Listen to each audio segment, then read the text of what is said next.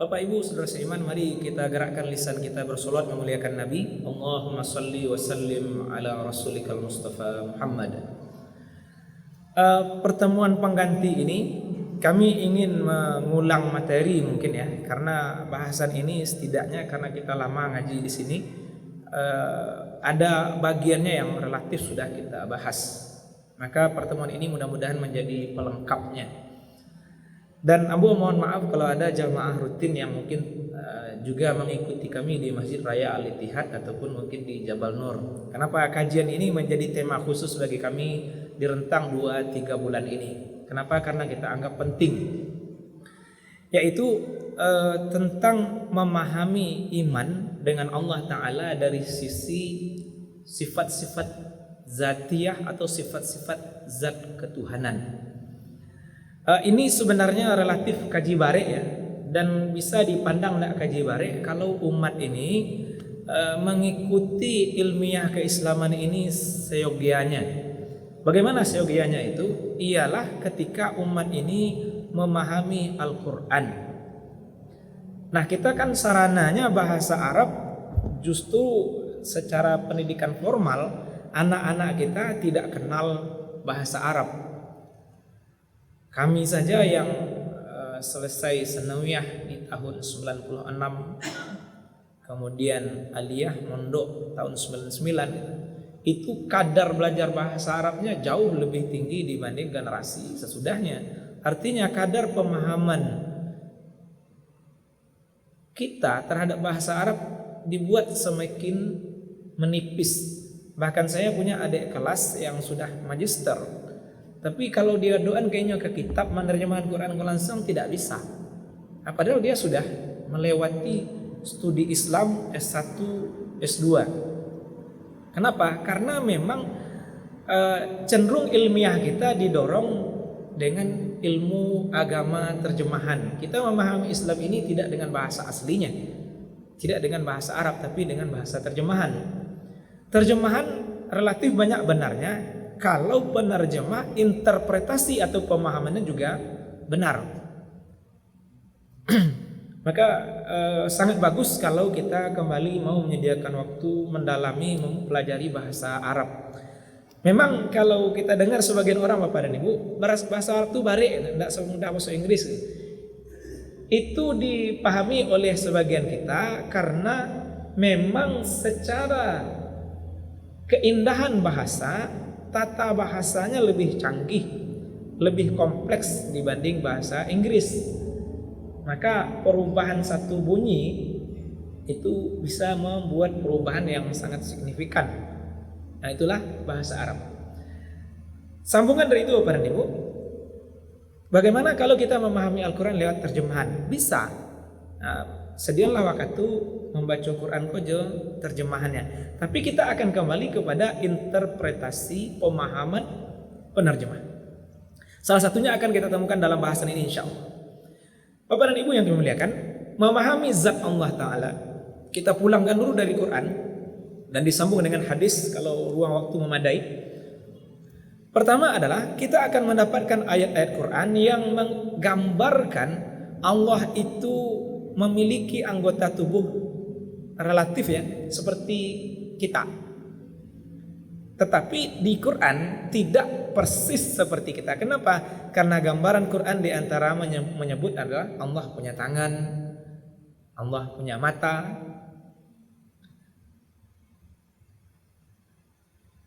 Allah duduk bersemayam di atas al-arsh.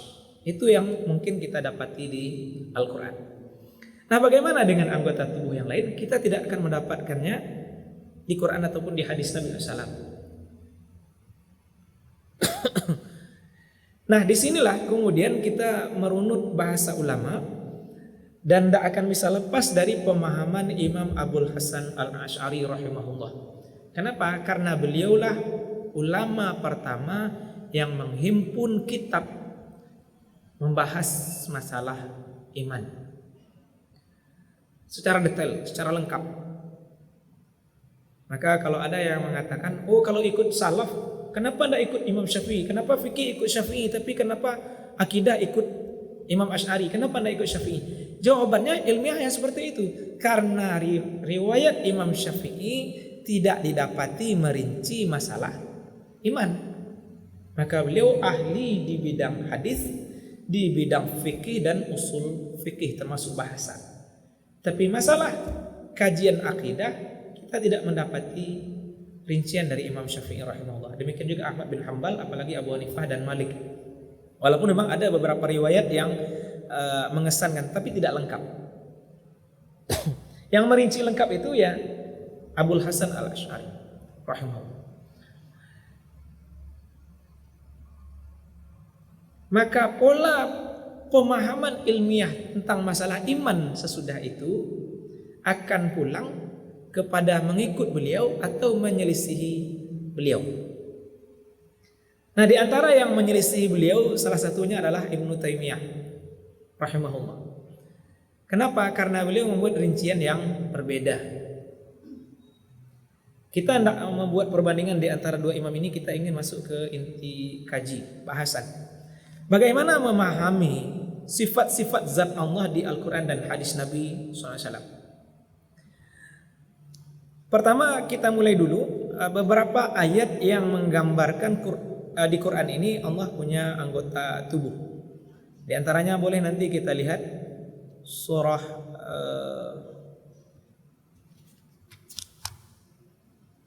Shad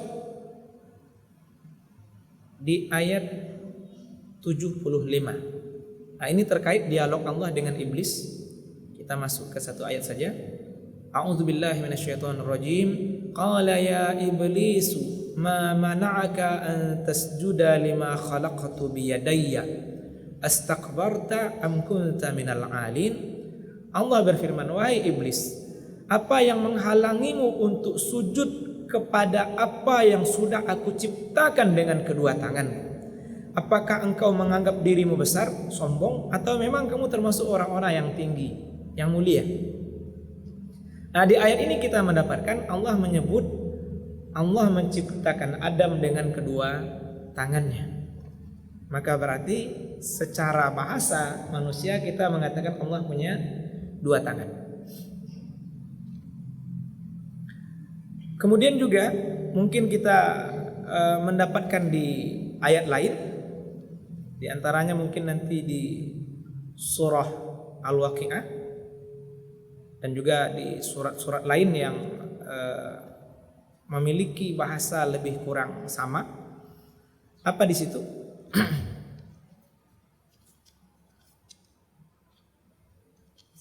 A'udzu billahi minasyaitonir rajim.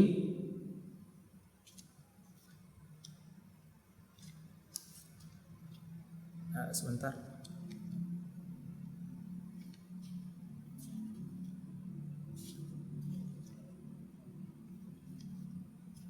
Surah Al-Waqi'ah.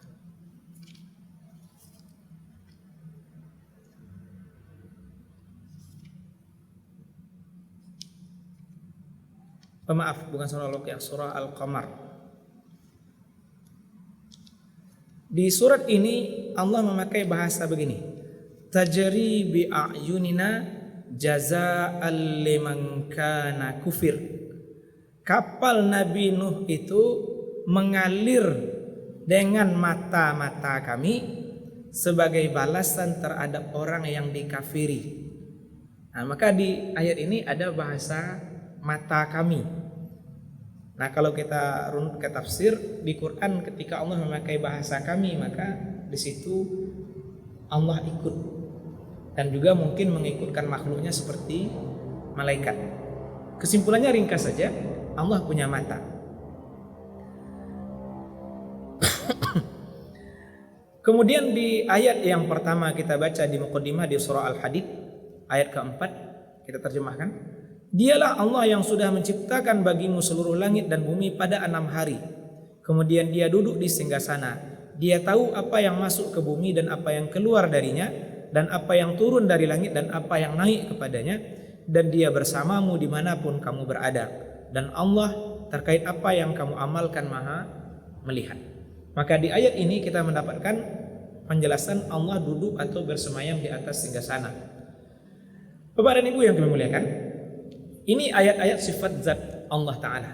Maka kita pulangkan dulu kepada metode atau manhaj yang dipakai oleh ulama memahami ayat-ayat tentang sifat zat Allah Ta'ala.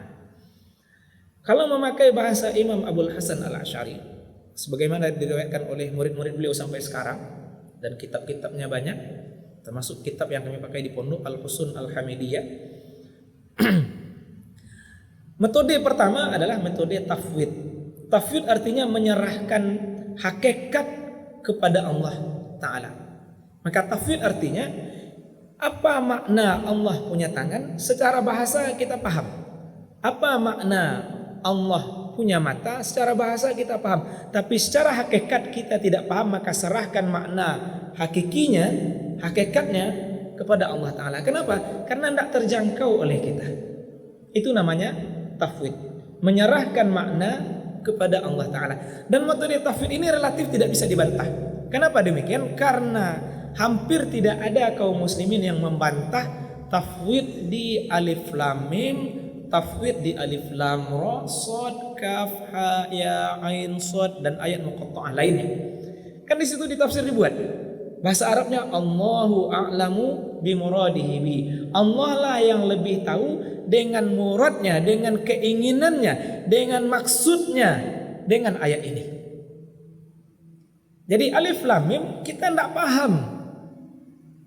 Hurufnya kita paham, itu huruf alif, huruf lam, huruf mim. Tapi makna dari alif lam mim kita serahkan ke Allah. Tafwid.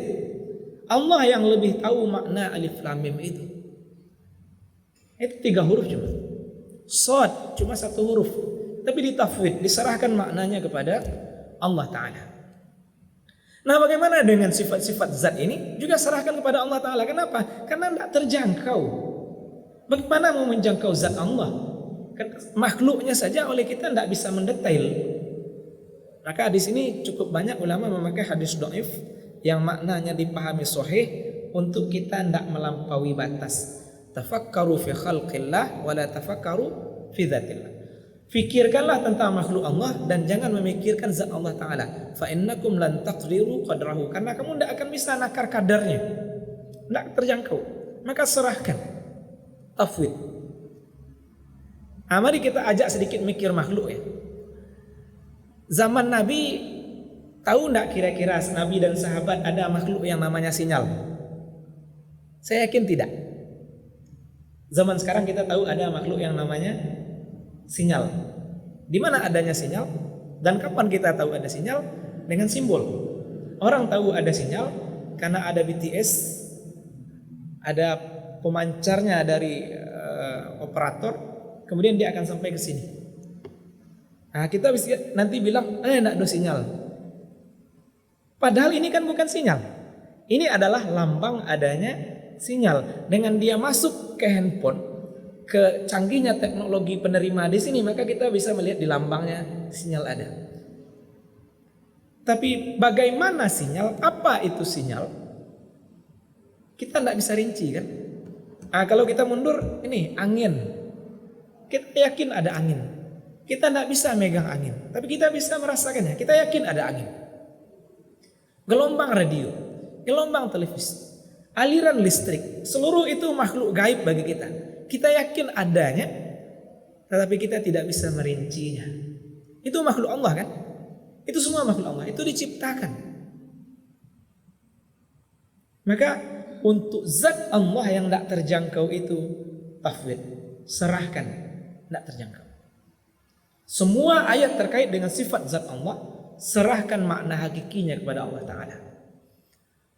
Kemudian mutaakhirin, ulama belakangan dari pengikut Imam Asy'ari, karena ini namanya perkembangan dakwah gitu.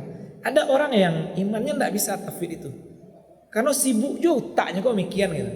Maka ditarik ke level 2, takwil. Apa takwil? Membahas apa makna di balik nantasuri. Ini ada maknanya, maka ditakwil. Maka di situ takwil. Tangan adalah kekuasaan Allah yang mutlak. Mata adalah pengetahuan Allah yang melihat segala sesuatu. Duduk di singgasana ditakwil adalah isti'la. Allah menguasai singgasana, menguasai seluruh alam semesta.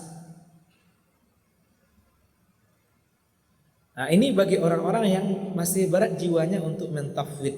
Padahal isyarat tafwid ini sudah ada dan ini semestinya jadi hafalan kita. Itu adalah doa dari ar-rasikhuna fil ilmi. Dalam surah Ali Imran kita mendapati ketika ini kan masuk kategori ayat mutasyabihat ya, ayat yang remang-remang karena kita tidak bisa memastikan maknanya. Allah membagi Quran ini ayatnya terbagi dua, satunya muhkamat maknanya jelas dan itu adalah umumnya ayat Quran. Kemudian yang kedua adalah mutasyabihat, remang-remang mirip-mirip dan itu hanya jumlahnya sedikit. Dan memang ayat tentang sifat zat Allah sedikit. Nah, Allah gambarkan di sini warrasikhuna fil ilmi yaquluna amanna bihi kullun min 'indi rabbina.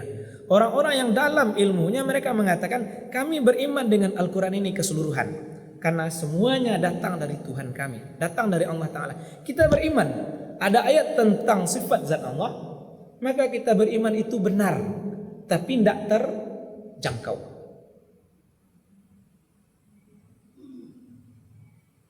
Itu ungkapan ar-rasikhuna fil ilmi, orang-orang yang dalam ilmunya. Kemudian mereka berdoa dan saya berharap ini jadi doa harian kita. Mereka berdoa wa ma yadzakkaru illa ulul albab. Nah, ada yang ngambil pelajaran untuk ingat kecuali orang-orang yang memiliki lubun, orang-orang yang memiliki pemikiran yang mendalam. Nah, kemudian di ayat lain kita mendapati ulul albab ini harus dari orang yang beriman. Karena kalau tidak beriman, punya lubun, punya kedalaman pemahaman akan menggerakkannya kepada iman. Kalau tidak sampai, berarti tidak lubun dia, tidak sampai dia ke level kedalaman ilmu dan pemahaman. Nah, apa doa mereka? Rabbana la tuzigh qulubana ba'da idh hadaitana wa hab lana min ladunka rahmah innaka antal wahhab. Wahai Allah Tuhan kami, jangan Engkau gelincirkan jantung hati kami sesudah Engkau beri kami petunjuk. Dan berilah kami dari sisimu rahmat kasih sayang. Sesungguhnya Engkau adalah zat yang banyak memberi. Doa ini sangat perlu kita pakai. Jangan sampai deklah barajalu mangko tergelincir. Itu penting sekali. Nah, Bapak dan Ibu, kenapa saya cenderung membahas ini di rentang 3 bulan ini? Karena memang saya tidak tahu nanti ini diupload ya. Nah, berarti ini salah satu referensi bandingan. Karena di media sosial, khususnya YouTube, itu kita akan mendapati banyak ceramah yang pemahamannya berbeda dari yang tadi kita bahas. Apa itu? Mereka mengisbat. Isbat itu artinya menetapkan. Mereka menetapkan memang Allah punya tangan, memang Allah duduk di singgasana, memang Allah punya mata. Sampai di situ mungkin mereka tidak bermasalah. Tetapi masalah mereka akan bentrok dengan masalah bahasa Arab sendiri. Kenapa demikian? Pertama, kita pulang dulu ke ayat yang belum kita selesaikan terjemahannya tadi, surah Al-Hadid ayat 4. Kita tadi sampai dialah Allah yang sudah menciptakan seluruh langit dan bumi pada 6 hari. Kemudian dia duduk di singgasana. Dia bersemayam di atas al-arsy. Ini kalau diisbat secara bahasa masih bisa. Ditetapkan memang Allah duduk di singgasana. Secara bahasa masih bisa. Tapi sampai nanti di penggalan wa huwa ma'akum ainama kuntum, maka akan bertabrakan. Dan dia Allah bersamamu dimanapun kamu berada. Nah, di sini kita rinci dulu apa itu al-arsy, apa itu singgasana Allah. Singgasana Allah adalah makhluk yang paling besar. Bahkan kita dapati ada selevel doktor yang tidak berani mengatakan al-arsy itu makhluk.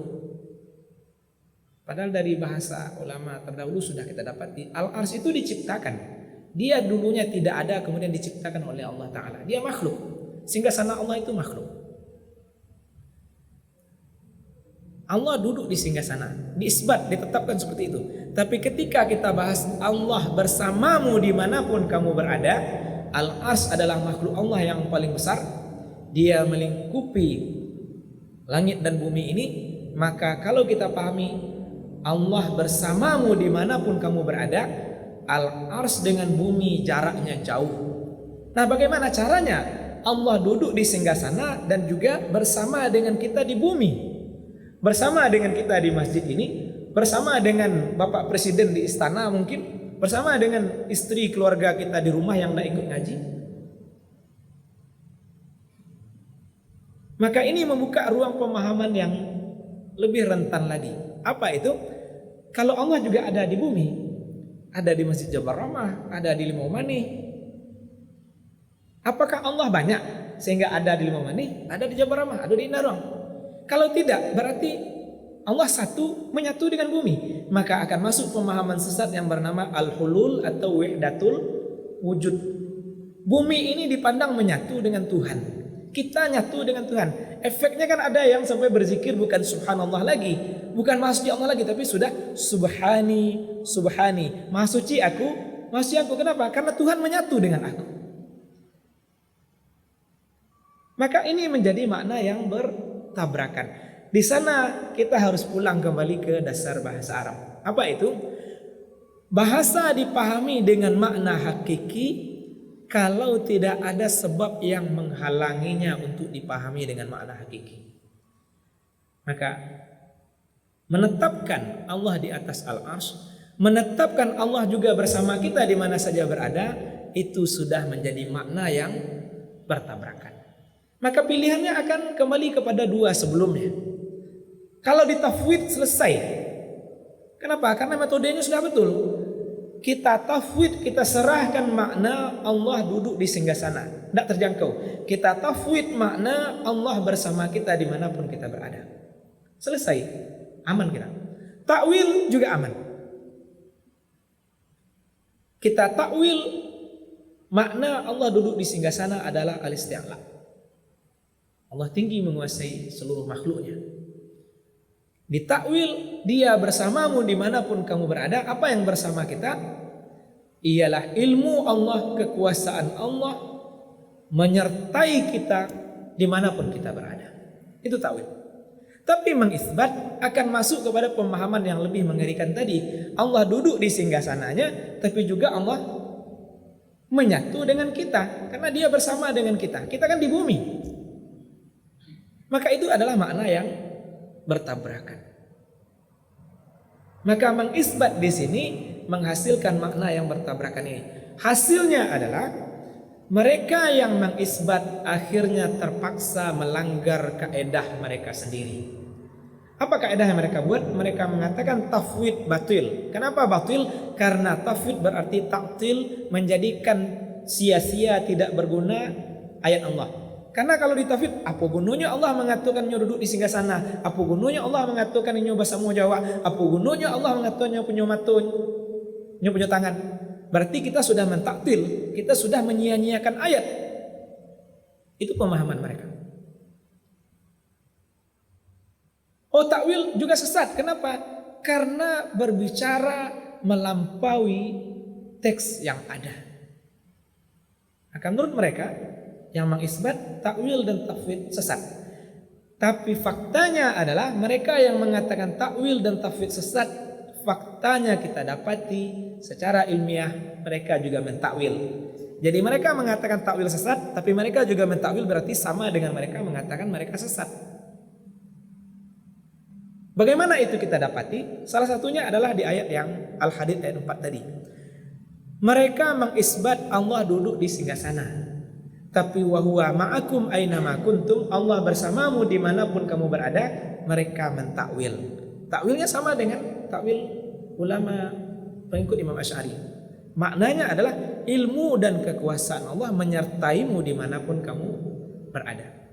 Nah, ini adalah kaidah ilmiah yang sangat perlu kita garis bawahi. Maka memang kita syukuri ya perjalanan ulama, Bapak dan Ibu. Imam Abul Hasan Al-Asy'ari itu dulu pengikut Mu'tazilah. Banyak berdebat masalah ayat-ayat sifat zat Allah ini. Tapi Allah beri petunjuk ke beliau sehingga beliau justru pulang. Hasil debat ini menjadikan beliau kembali kepada pemahaman ulama salaf. Dan memang beliau masih generasi salaf ya, karena beliau lahir di abad ketiga 250 Hijriah. Bahwasanya ulama salaf tidak membahas ini. Kenapa? Karena ini memang di luar jangkauan. Maka makna tidak bahas adalah tafwid. Serahkan yang tidak terjangkau ini kepada Allah Ta'ala. Itu adalah hal yang paling aman bagi seorang hamba. Nah, kita tidak membahas karena memang kita tidak paham, karena tidak mempelajari.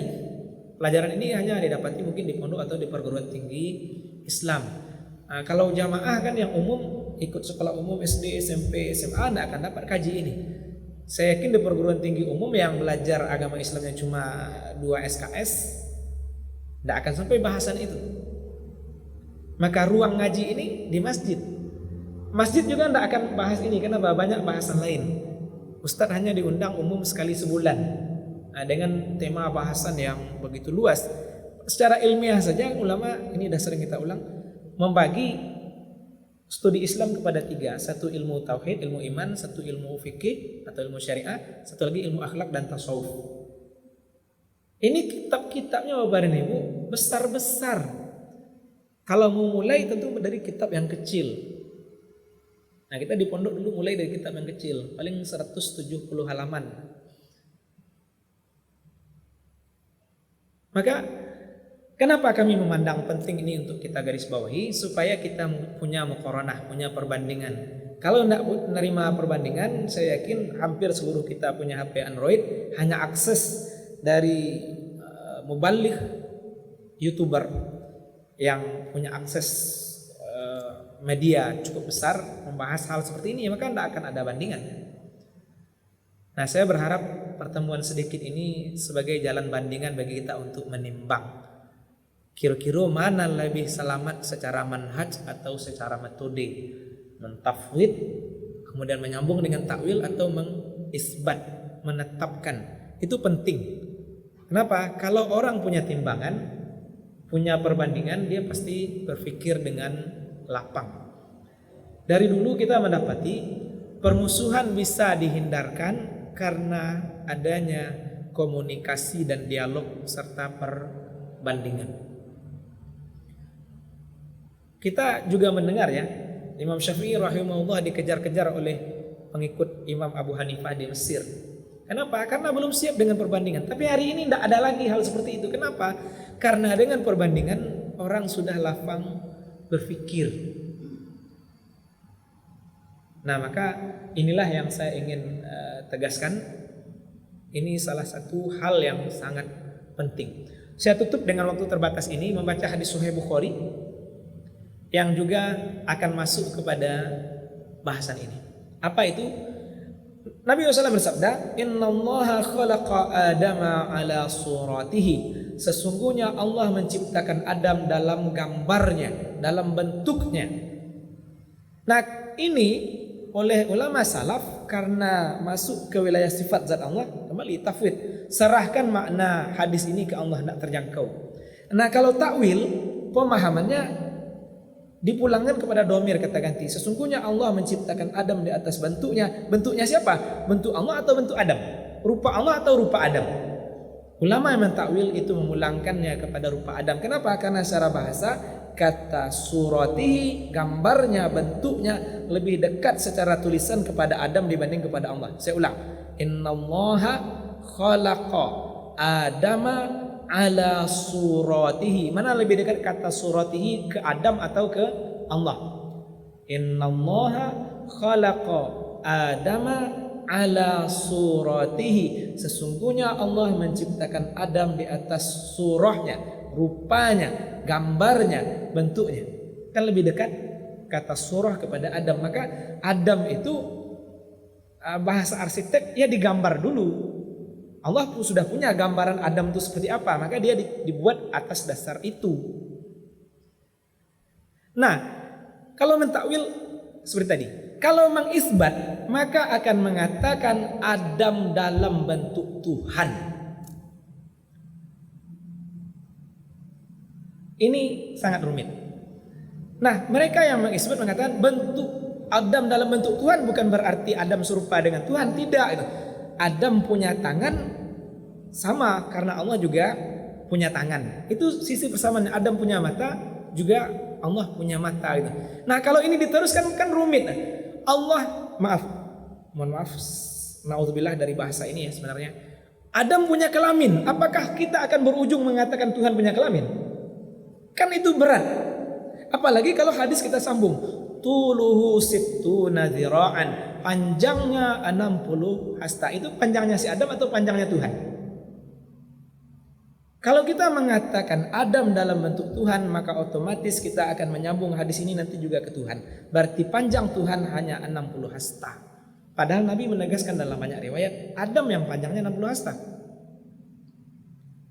Kalau Tuhan 60 hasta, gunung singgah sana sekadang itu di Tuhan. Kadang Tuhan cuma 60 hasta. Itu tidak diterima oleh akal. Tapi kalau dengan mentafsir aman kita. Ini hadis tidak terjangkau. Dengan takwil masih bisa. Tapi dengan isbat akan banyak tabrakan-tabrakan. Kenapa? Karena dia bermasalah di pangkal bahasa. Memahami sesuatu dengan makna hakiki bisa kalau tidak ada tabrakan-tabrakan menghalanginya. Sesuatu pindah menjadi makna majazi karena tidak bisa dipahami dengan makna hakiki. Itu sudah sama kita pelajari termasuk di majas pelajaran bahasa Indonesia. Oh, dia lagi di atas angin gitu. Itu kan tidak bisa dipahami makna hakiki. Ini di bawahnya dibilang di atas angin, itu sebagai ungkapan dia lagi jaya gitu kan. Ini tidak bisa dengan makna hakiki. Inilah mungkin dengan waktu yang terbatas, sebenarnya ada sisi-sisi yang perlu kita garis bawahi. Tapi menimbang waktu kita potong. Kita hanya punya waktu 1 menit sebelum azan isya. Seperti biasa 1 menit ini kalau ada yang ragu bertanya silahkan. Iya dah. Waalaikumsalam warahmatullahi wabarakatuh.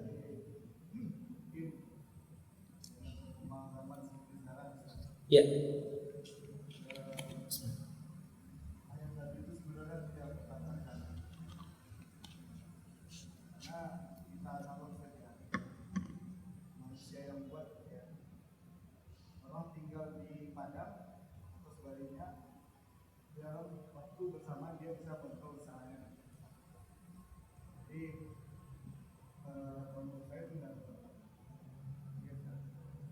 Ya begini, nah itu kan kita kembalikan ya.